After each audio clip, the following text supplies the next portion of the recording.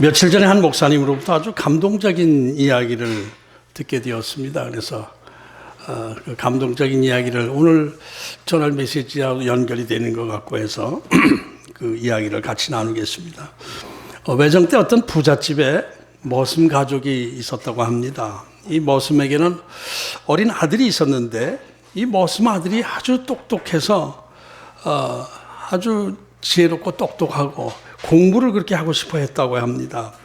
그때 이제 주인집 딸아이가 태어나면서부터 다리를 못 쓰는 장애인이었는데, 그래서 학교를 오래전 이야기고 이제 외정 때 이야기고 학교를 들어가지 못하고 그저 부잣집이니까 가정교사를 이제 불러서 집에서 공부를 가르치고 있었다고 합니다. 그런데 이 머슴 아들은 이게 틈만 있으면은 그저 그냥 아버지 따라다니면서 이제 그 머슴 노릇 심부름하고 이제 이렇게 하다 틈만 있으면 그 주인집 딸 공부하는데 와서 자꾸 기웃기웃거리고 어깨 너머로 이렇게 이제 공부를 하려고 했다고 그래요. 근데 이 아이가 어떻게 똑똑한지 직접 배우는 딸 아이보다도 어깨 너머로 배운 그 머슴 아들이 더 공부를 잘했다는 거예요. 주인이 이것을 보고 그 머슴 아이를 불쌍히 여겨서 학교를 좀 보내야 되겠다 해서 국민학교를 보내주게 되었는데, 어느 날 주인이 머슴 부자를 불러놓고 이런 이야기를 했다고 합니다. 내가 이 아이를 끝까지 공부를 시키겠다. 아이가 원하는 대로 대학교이고 그 이상이고 하여튼 끝까지 내가 공부를 시켜줄 것인데 대신 부탁이 있다. 조건이 있다. 라고 하면서 뭐라고 하냐면은 공부 끝나고 성인이 되면은 내 딸아이를 좀 책임져 줬으면 좋겠다. 결혼을 해줬으면 좋겠다.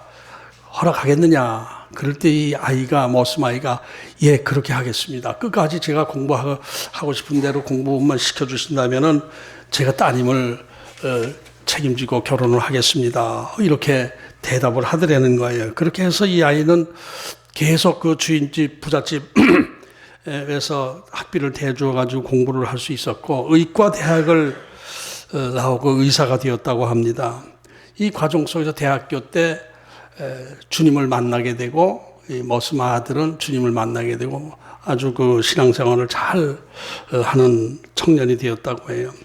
그런데 이 무렵에 이 부잣집은 이제 해방이 되고 6.25가 나오고 이런 과정 속에서 아주 그 집안이 망하고 말았대요. 아주 망하고 말고 아들도 부잣집 아들들이 다 그냥 되게 그렇지 않습니까?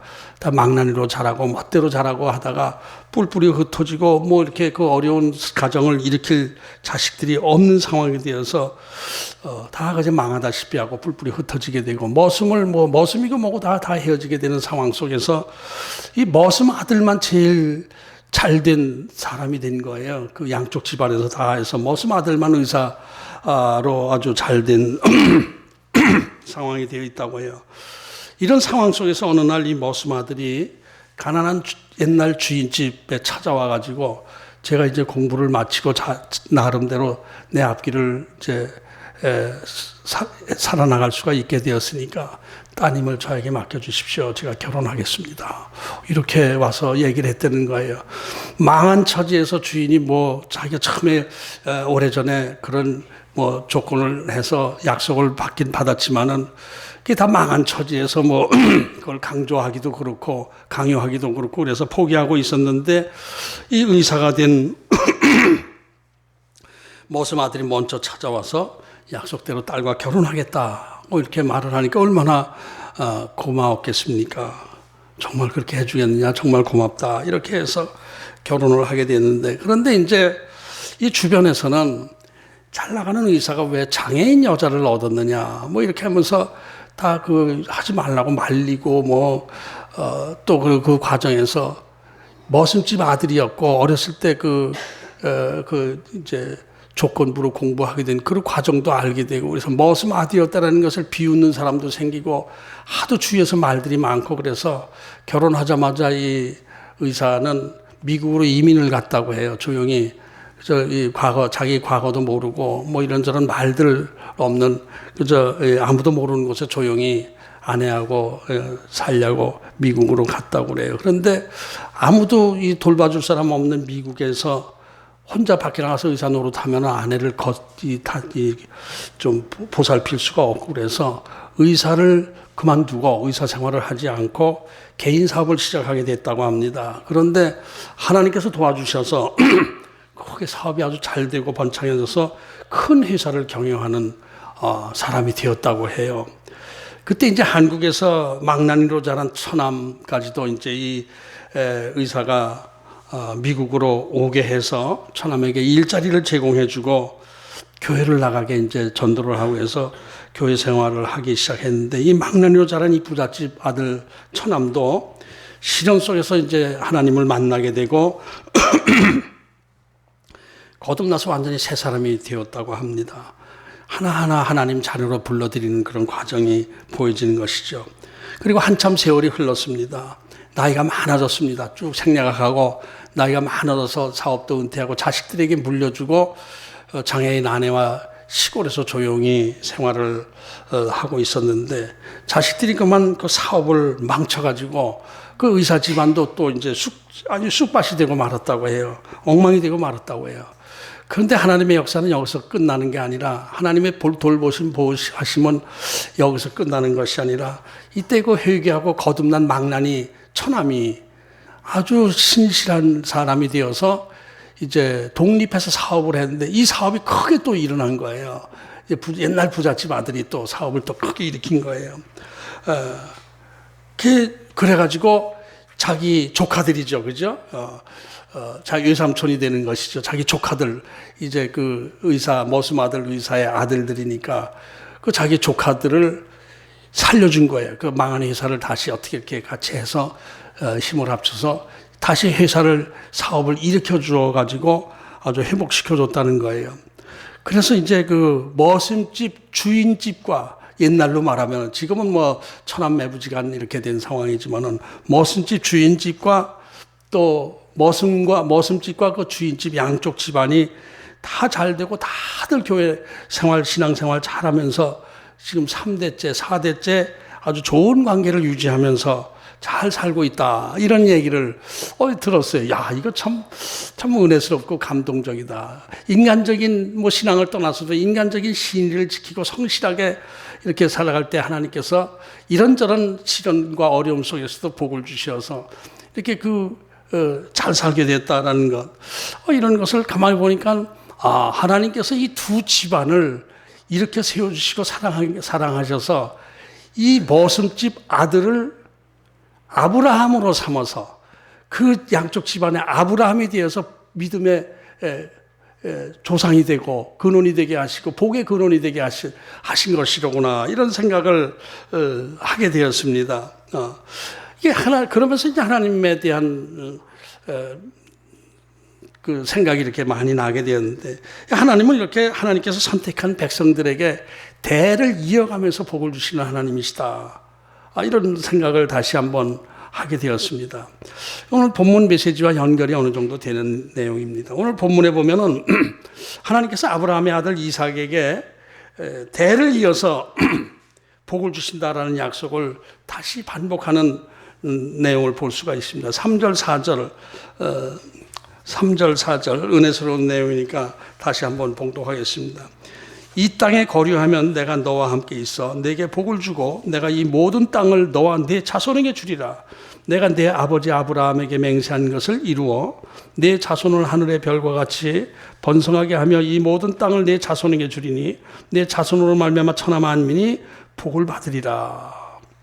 그리고 그 복주게 된 너를 내가 복주는 이유가 네가 잘나서가 아니라 네가 잘해서가 아니라 이는 아브라함이 내 말을 순종하고 내 명령과 내 계명과 내 율례와 내 법도를 지켰습니다 하신다.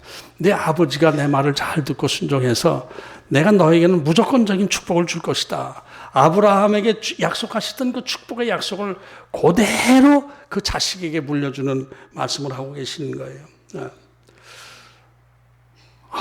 하나님은 대를 이어서 복을 주시는 하나님이시구나라는 생각이 드는데, 그런데 그게 하나님께서 복을 주신다고 말씀하신 때에도 그냥 순탄한 길, 오솔길, 그래서 평탄한 길로만 주시는 것이 아니라 또 어려움이 또 따르게 되는 거예요. 시련이 따르게 되는 거예요.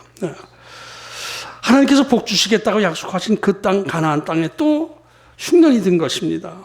이 가나안 지역은 지중해성 기후라고 하죠. 좀 특별한 기후 조건을 가진 지역입니다. 그 위도상으로 보면은, 이렇게 높이로 보면은, 우리나라와 비슷한 그 위치에 있어요. 북쪽에. 우리나라 38선을 쭉 위도상으로 따라가 보면 그 가나안 지역이 나옵니다. 그러니까 우리나라와 이 온도는 비슷해야 될 것 같은데, 지중해성 기후는 특별해서 우리나라하고는 완전히 다른 기후 조건을 갖고 있습니다. 이제 여름에는 비가 전혀 오질 않아요. 여름에는 6, 7, 8, 9 뭐 이렇게 비가 전혀 오질 않습니다. 이게 사막화돼요. 그냥 땅이 그냥 물이 조금 졸졸졸 흐르는데도 다 그냥 메말라 가지고 광야가 되고 말아요. 사막화돼요. 그래서 지중해성 기후를 사막성 기후라고도 또 얘기를 합니다. 그렇게 여름에는 황량한 사막처럼 됐다가 이제 9월, 10월 되고 11월 되기 시작하면서 겨울이 되기 시작하면서 비가 슬슬 내리기 시작하면서 시냇물도 졸졸 흐르고 와디라고 그러죠. 와디. 여름에는 그냥 땅이고 겨울에는 물이 흐르고 하는 거 내가가 되고 하는 거 그렇게 돼요. 근데 겨울에는 이제 우리나라 같으면 영하 10도, 18도 뭐 추우면 그렇게 되지 않습니까? 거기는 안 그래요. 지중해성 기후는 어쩌다 가끔 영하 3도, 4도 2, 3도 내려갈 때가 있지만 대부분 그래 13도, 15도 우리나라 이런 봄 날씨 같은 겨울을 보내게 돼요. 겨울에 파란 싹들이 이렇게 나오고 그렇습니다. 그래서 이 겨울에 비가 많이 오면은 겨울에 조금 일찍 겨울 될 때 가을에 좀 일찍 비가 오고 또 이제 여름 될 때 비가 끝날 때 조금 더 오고 이렇게 하면은 그게 풍년이 이루어지는데 이제 겨울에 비가 좀 일찍 오질 않고 늦게까지 12월까지 비가 안 오고 1월 달까지도 비가 안 오고 이렇게 되면은 흉년이 되는 거예요. 이렇게 또 일찍 좀 비가 오지 않고 늦게 오고 그래서 성경에 이른 비와 늦은 비를 주시는 하나님이라고 그랬잖아요. 이른 비와 늦은 비를 주시는 거예요. 이른 비는 이제 가을에 좀 일찍 비를 더 주시는 거예요. 또 늦은 비는 봄에 조금 여름이 거의 다 와서 더워 죽겠다라고 할 때까지도 비가 오면은 이게 그 풍년이다. 하나님의 은혜야. 이른 비와 늦은 비를 주시는 하나님을 이제 찬양합니다. 뭐 이렇게 된 거예요. 우리나라하고는 참 삶의 조건이 참 별로 안 좋습니다. 그 가나안 젖과 꿀이 흐르는 땅이라고 했지만은 거기가 젖과 꿀이 흐르는 땅이라면 여기는 우유와 그냥 꿀이 산더미처럼 쏟아지는 기후에 우리나라는 그런 거 보면은 그래서 이 가나안 지역에는 흉년이 아주 자주 들어요. 조금 비 늦게 오고 조금 일찍 끝나면은 그냥 흉년이 들어요. 그렇게 되면 저 가나안 지역에는 이슬 때문에 또 이 풀들이 자라거든요. 지중해성 그 바다의 그 습한 그 온도가 이 땅으로 올라왔다가 이 밤 되면 추워서 이슬이 돼요. 그 수증기가. 그게 다 땅에 떨어서 빗물 쏟아지듯이 그냥 이슬이 꽉 차서 그걸로 자라고 하는데 이렇게 가물게 되면 이슬도 잘 안 내리거든요. 그렇게 돼서 흉년이 들고 하는데 오늘 1절에 보면은 아브라함 때에 첫 흉년이 들었더니 그 땅에 또 흉년이 들매 이삭이 그랄로 가서 블레셋 왕 아비멜렉에 이르렀더니 아브라함 때 흉년이 들어서 기근이 들어가지고 아브라함이 애굽으로 내려간 적이 있었지 않습니까? 그 시간적으로 보면 한 100년 차이 나요. 100년 전에 아브라함 때 그 흉년이 들었던 것처럼 또 그 아들 이삭 때에도 또 흉년이 들었다. 이 얘기하는데 그럼 100년 동안 흉년이 한 번도 안 들었었는 아니에요. 아주 극심한 흉년이 또 들은 것을 강조하는 의미도 있고 또 지금 이 이삭에 대해서 이제 이렇게 연구를 하다 보니까 이삭의 사건은 아브라함은 12장부터 23장까지 11장이 되는 길게 아브라함이 주인공으로 돼서 하나님이 아브라함을 이끌어 가시는 내용이 나오는데 이삭이 주인공으로 나오는 것은 26장 한 절로 끝납니다. 27장에도 이삭의 얘기가 나오는데 그건 야곱이 주인공이 되어서 야곱의 축복 주고받고 하는 야곱의 이야기지 이삭은 어떻게 들러리가 된 거야. 이미 늙어가지고. 그러니까 26장 한 절로 끝나요. 한 장으로. 그 다음에 야곱은 또 길게 나오죠. 야곱에 대한 이야기. 그러니까 3대 복의 근원 믿음의 조상 3대 아브라함과 이삭과 야곱 쭉 보면은 아브라함이 이만큼, 야곱이 이만큼, 이삭은 요만큼만 기록되고 있는 거예요. 그런데 그 기록 자체가 아브라함과 관계없는 색다른 기록이 아니라 아브라함이 겪었던 것 똑같은 내용. 기근이 나가서 뭐 애굽으로 가려고 한 거, 자기 아내 팔아먹으려고 그런 거, 뭐 아비멜렉과 동맹 맺고 한 거, 그게 다예요, 그게. 아브라함의 사건 그대로 반복한 내용, 그거만 26장에 기록되고 이삭은 은퇴하고 마는 거예요. 하나님 앞에 은퇴되고 말아요. 그 하나님, 그런데도 하나님께서 이삭을 어마어마한 복을 주셨잖아요. 야, 이거 참 신비스럽다라는 생각이 드는 거예요. 이삭이라는 인물에 대해서 생각을 해보면은 뭔가 특별한 데가 없어요. 너무 평범한 인물로 보여집니다. 아브라함도 뭐 가끔 실수하고 뭐 인간적인 생각을 하고 했지만은, 그러나 아브라함 전체 삶을 보면은 아브라함은 특별한 분이었죠. 특별한 인물이었습니다. 그 인격이나 신앙 이런 면에서 비범한 면이 많이 있었습니다. 하나님께서 떠나라고 하란 땅에서 자리 잡고 잘 살고 있는데 떠나라 할 때 과감하게 결단하고 떠난 모험적인 사람이었고, 또 롯과 재산이 분리되고 할 때 롯에게 결정권을 롯에게 맡기고 자기는 헤브론 산속으로 들어가고 말았잖아요. 산으로 들어가서 하나님 앞에 조용히 예배하는 삶을 살았어요. 이것도 대단한 결단이죠. 소돔과 고모라 땅 그 지역에 번화한 문화 생활을 안 하고 산속으로 들어가서 하나님께 예배하는 삶, 이건 보통 신앙이 아닌 것이죠. 그 다음에 또 이 롯이 포로로 잡혀갔을 때 목숨을 걸고 담대하게 318명의 식솔들을 거느리고 그 연합군 큰 군대를 갖다 물리치고 롯을 구해오는 용기도 있는 사람이었습니다. 결단할 때 결단하는 용기가 있었어요. 그리고 자기 아내 사라가 죽었을 때에 큰 바가지 써가면서, 바가지 쓴 건 모르겠습니까? 아브라함이 바가지 써가면서 큰 돈 들여서 조그만 막벨라 구를 사서 거기 자기 아내를 그 안에 드린, 그것은 무슨 의미냐면은 하나님께서 이 가나안 지역을 나에게 둔다고 그랬는데 거기에 시작을 여기서부터 하겠습니다라는 의미가 있는 신앙적인 그런 결단이죠. 그리고 그때 또 그 지역 가나안 지역의 대부분을 헷 족속들이 장악하고 지배하고 있었어요. 헷 족속들이 퍼져 있었어요.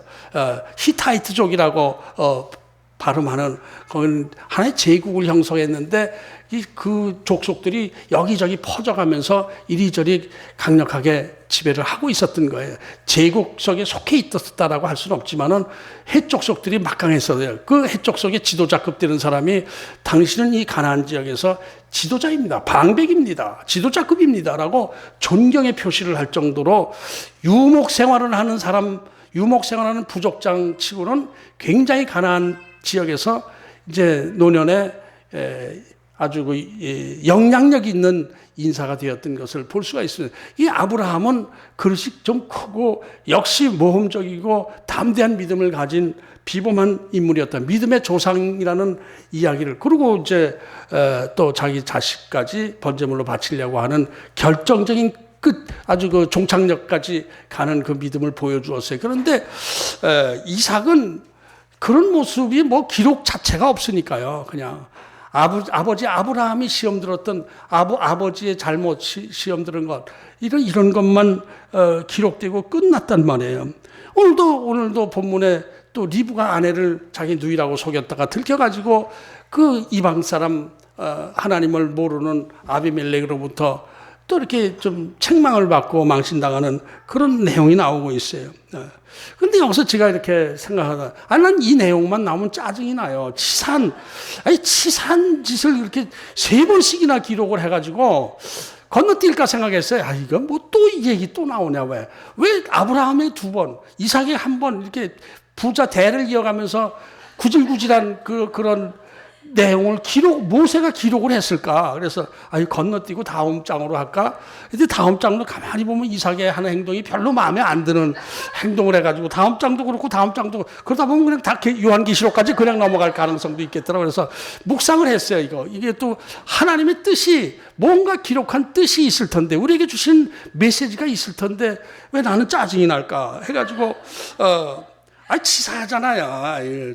저같이 비겁한 사람도 그러진 않을 것 같아요. 그래도 누가 뭐래도 아니야, 내 아내야, 난 그러고 품을 것 같은 생각이 드는데, 이제 그래서 깊이 생각을 해봤어요. 이 부분을 주석가들은 대부분 해석하는 게 뻔해요. 인간의 죄성, 나약함, 뭐 인간의 이기적인 모습, 나약한 믿음으로 인한 두려움, 뭐 부전자전의 영향력, 뭐 이런 것들로 대부분 이렇게 해석하고 있는데, 우리가 많이 듣고 알잖아요. 근데 그것만, 물론 그래요. 우리 인간이 나약해서 항상 위기에 처하게 되면은 하나님 믿고 의지하기보다는 내 생각, 내 잔머리로 어떻게 해결하려고 하는 그런 면이 있죠. 어차피 인간이. 아브라함도 그런 게 있다라는, 것을 부인할 수는 없지만은, 그렇다고 해서 그걸 모세가 왜 잔인하게 3번씩이나 그걸 기록해서 자기 조상을 망신 주고 있나 이런 생각을 할 때 여기서 조금 더 깊은 의미가 있지 않나라고 묵상을 한참 했어요. 그럴 때 퍼뜩 비슷한 얘기지만은 강조점이 인간의 나약성을 강조하기보다는 믿음 없음을 강조하기보다는 하나님의 도우심, 하나님의 은혜를 강조하고 있지 않은가 이런 생각이 들어요. 이게 그 당시 아주 살벌한 국제법도 없고 나라 법도 없고 그래서 심 강한 사람이 어느 날 확 쳐서 죽여버리고 뺏으면 또 그만해. 그런 세상 살벌한 아주 이 사회적 분위기였어요. 이게 언제 누구한테 어떤 공격을 당할지 알 수 없는 살벌한 상황 속에서 내 생명도 내가 지킬 수 있는 것이 아니라 그때마다 하나님이 도우셨잖아요. 애굽에서 도우셨고 그랄에서도 도우셨고 이삭에게도 하나님께서 도우신 거예요. 그 아비멜렉. 이 아비멜렉이라는 이름은 아브라함 100년 전에 있었던 아비멜렉이 아직까지 살았나 그거 아니고 아비멜렉이라는 것은 바로 이런 뜻입니다. 왕의 이름에 왕의 호칭이라고 생각하면 돼요. 그러니까 1대 아비멜렉, 2대 아비멜렉, 3대 아비멜렉 이렇게 되니까 아마 그 아브라함 때 아비멜렉의 손자나 아들이나 손자쯤 되는 그 왕이 계속 있었죠. 그러니까 또 이제 이 아비멜렉의 마음을 또 하나님께서 움직여 주셨기 때문에 적극적으로 이삭을 보호하는 그런 내용이 또 나오지 않습니까, 오늘. 그래서, 그렇구나. 그래서 인간은 어차피 나약한 존재입니다. 우리 인생이 그렇지 않습니까? 내일 일을 우리가 기약할 수 없습니다. 내일 어떻게 될지 알지 못합니다. 어떤 일이 생길지 알지 못합니다. 그런 상황 속에서 살아가는 것이고 거기서 나를 지켜나가는 것은 내 힘으로 지켜나가는 거 아니지 않습니까? 하나님의 은혜로 우리 삶이 유지가 되고 지켜지고 건강도 지켜지신 것이고 건강관리 내가 아무리 한다 하더라도 하나님이 지켜주지 않으면 엉뚱한 병에 걸려요. 그냥 보약 잔뜩 먹고 그냥 한약 잔뜩 먹고 그러다 보면 간이 망가져서 간암에 걸리고 이렇게 돼요. 그러니까 건강도 하나님이 지켜주셔야 돼요. 우리도 이 건강 아는 만큼 스스로 지켜나가야 되겠지만은 하나님이 지켜주셔야 건강도 되는 거. 사업도 그 머슴 의사 이야기에서도 나오지만은 그게 잘 되고 복받은 삶 살다가 또 뒤죽박죽되고 이런 가운데서 하나님의 도우심 안에서 이렇게 우리 살아가는 게 인생은 시련 속에서 훈련받으면서 살아가는 것이죠. 그 가운데 하나님의 은혜가 강조되고 있는 것 아니냐 하는 생각이 들었어요. 그런 생각이 들었어요. 그러니까 이제 모세가 3번씩이나 자기 조상들의 그 부끄러운 내용을 반복해서 기록한 것은 이 세상이 이렇게 험한 세상인데 하나님의 은혜 도우심 없이는 이루어지지 않는다. 언약의 자손들도 이런 위기 속에서 하나님께서 그때그때 도와주셔서 지금 이렇게 우리가 된 것이다라는 것을 강조하고 있다. 이런 생각이 들었습니다. 이제 이삭은 아브라함과는 좀 다른 성격 아닙니까? 소극적이고 내성적인 성격인데 또 오늘 보면 이게 설교 준비하는 가운데 묵상하다 보니까 하나님께서는 사람에 따라서 그 기질과 성격에 따라서 거기에 맞추어서 달아가시는구나. 아주 이제 강하고 고집이 세고 억세고 이런 사람은 하나님도 억세게 훈련을 하셔요. 아주 그냥 억세게 훈련하세요. 근데 착하고 순한 사람은 부드럽게 훈련하셔요.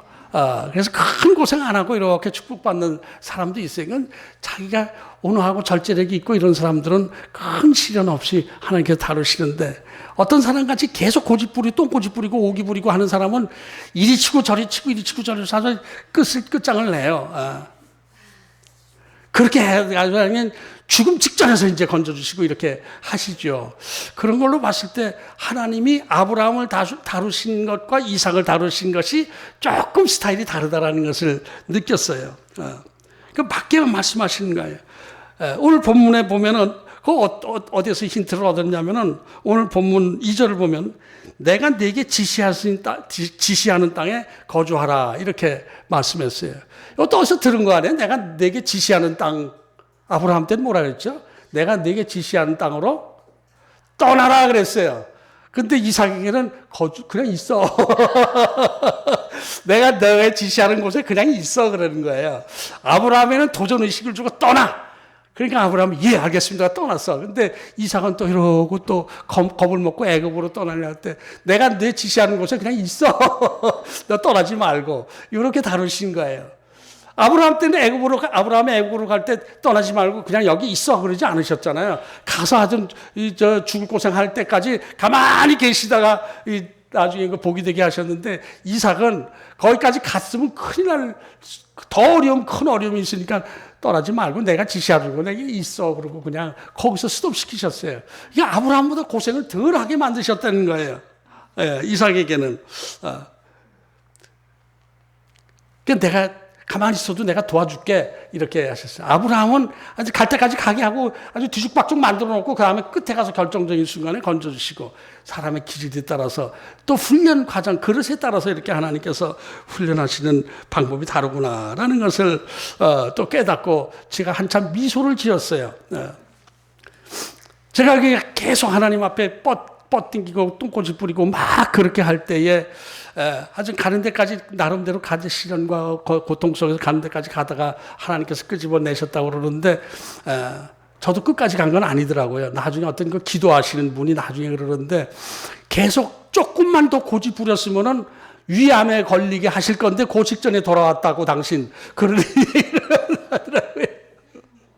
어휴, 큰일 날 뻔했네. 위암 걸렸으면 큰일 날 뻔했네. 하나님께서 그 직전에 돌아오게. 그래서 재물만 조금 없애주신 것 뿐이지 그 이상은 아닌 게 아니까 하나님께서 제 그런 만큼 우리 훈련하시고 돌이키신 것 아닌가 이런 생각을 해서 많이 웃었어요. 그래서 아유, 나도 또 이삭 같은 성격이 좀 되는데 난 이삭도 아니고 아브라함도 아니고 어정쩡해가지고 어정쩡하게 시련을 봐. 아예 이삭이 되든지 아브라함이 되든지 했어야 되는데 어정쩡한 게 제 큰 단점인 것 같은 생각이 들어요. 그래서 하나님께서는 아브라함보다 이삭에게 좀 더 부드럽게 이끌어 가시는 것을 볼 수 있어요. 그런데 그 이유가 이삭을 이렇게 부드럽게 고생하지 않게 이끌어 가시는 것은 왜 그러느냐? 하나님께서 말씀하신 게 네 아버지 때문이야. 네 아버지가 어려운 시련 속에서 나한테 순종하고 나한테 예배하고 내 법도를 지키고 해서 내가 너에게 그 복을 주는 거야. 5절에 그렇게 있잖아요. 이는 아브라함이 내 말을 순종하고 내 명령과 내 계명과 내 율례와 내 법도를 지켰습니다. 아버지 덕에 너 내가 편하게 해주는 거야. 이 말씀을 할 때에 참 이게 어제 제가 묵상을 하다가 그렇구나. 내가 아브라함이 돼야 되겠구나. 저 무능해요. 저 무능하고 보잘것 없어요. 그래서 하나님께서 저를 통해서 이렇게 큰 열매를 안 주시는 것 같은 불평할 때도 있지만은 가만히 생각하면 나 같은 그릇을 여기까지 쓰시게 하는 것도 하나님의 은혜이고 축복이다. 근데 그렇다고 해서 내가 뭐 이렇게 빌빌대게 하십니까? 라고 하며 투덜대기보다는 내가 끝까지 순종하겠습니다. 하나님 앞에 순종하고 하나님 앞에 충성하겠습니다. 그리고 제 자식들에게 대를 이어서 저에게 안 주신 열매를 자식들에게 주시는 거죠. 이런 메시지가 딱 떠올라가지고 은혜가 되더라고요. 은혜가. 귀 있는 자는 들을지어다. 복 받으실 줄로 믿습니다.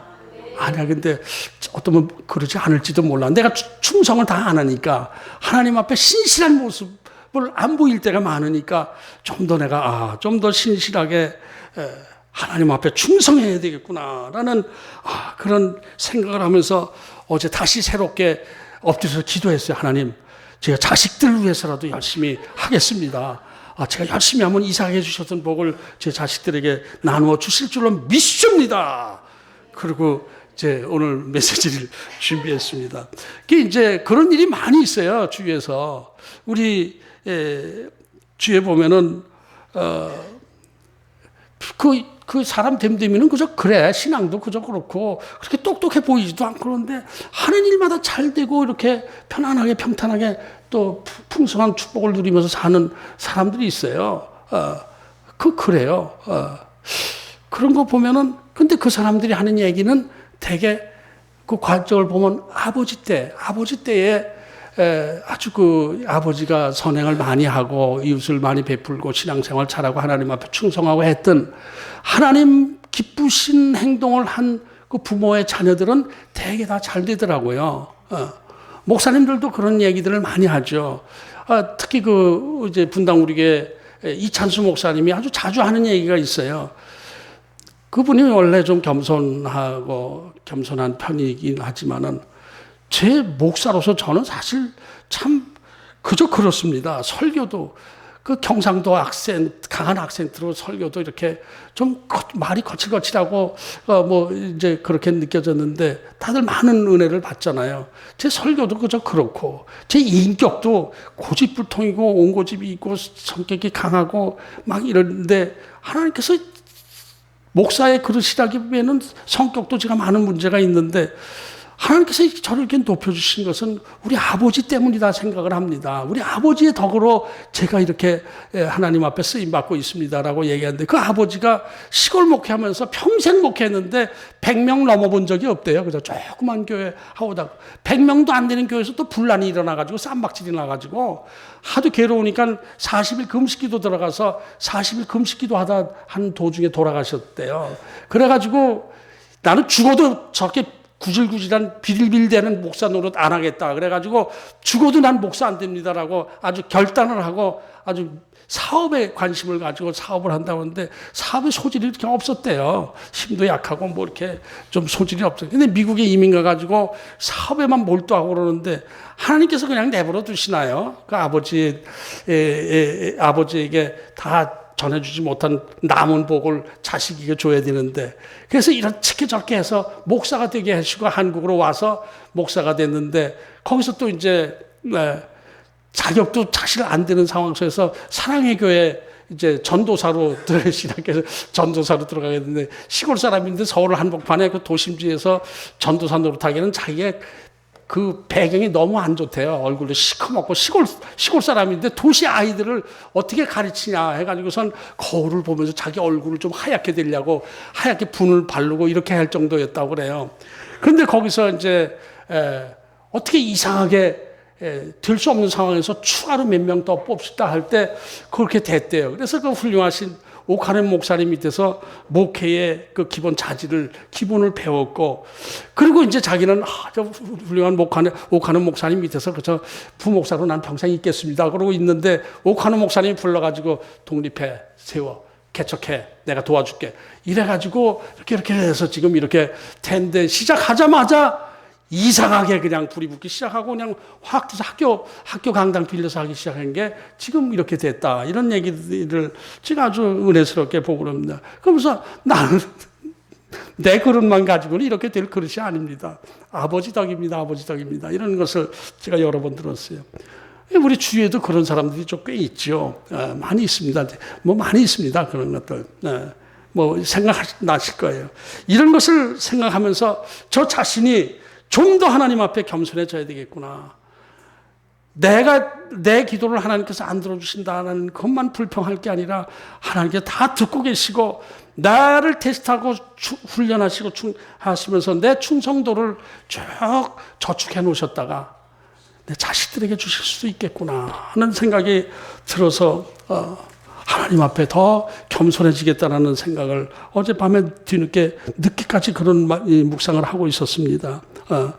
그러니까 오늘 이삭에게 주신 아까 봉독한 다시 봉독한 그 내용, 아브라함에게 주신 믿음의 조상, 열국의 조상의 아버지가 되고 막 이런 축복, 그 너희 후손들로 인해서 많은 사람이 복을 또 받게 될 것이다. 이렇게 복은 자기 혼자 받는 것이 아니라 베푸는 게 진짜 복이죠. 나누어준 복이 진짜 복이죠. 그런 삶을 살게 될 것이다. 이런 생각이 많이 들었어요. 그러면 여러분 이삭의 축복을 받기를 원하십니까? 아브라함의 축복 받기를 원하십니까? 이삭은 고생 안 하고 받았어요. 근데 그러지 마세요. 아브라함의 축복을 주시옵소서.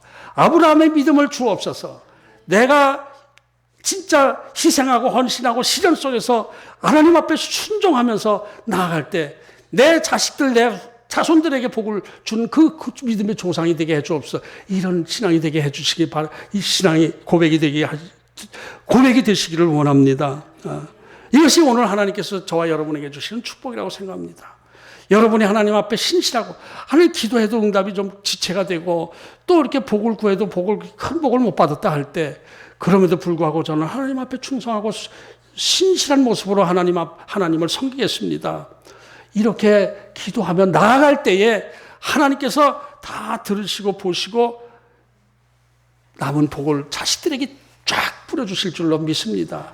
자식 잘 되게 해서 걱정하고 기도하고 무슨 돈을 쓰고 그냥 자식들에게 많은 걸 투자하는 것보다는 자식에 투자하기보다는 나 자신이 하나님 앞에 신실한 모습으로 하나님을 섬기고 예배할 때에 또 봉사하고 베풀고 나누어 줄 때에 그것이 그대로 자식에게 하나님께 복으로 되어진다. 이런 교훈을 오늘 깊이 명심하시기 바랍니다. 그래서 저와 여러분 모두 하나님 앞에 어려움 속에서도 시련 속에서도 애매한 시련 속에서도 하나님 앞에 충성하며 헌신하며 하나님을 섬기고 예배하는 이 삶을 살면서 하나님이 그때그때 필요한 복을 주실 뿐만 아니라 자녀 자손들에게 큰 축복을 나누어 주실 줄로 믿습니다. 그렇게 기도하시는 저와 여러분 되기를 주의 이름으로 축복합니다.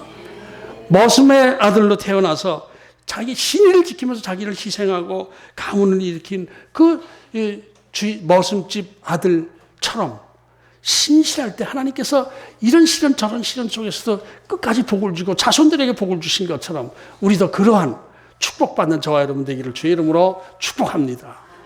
하나님 아버지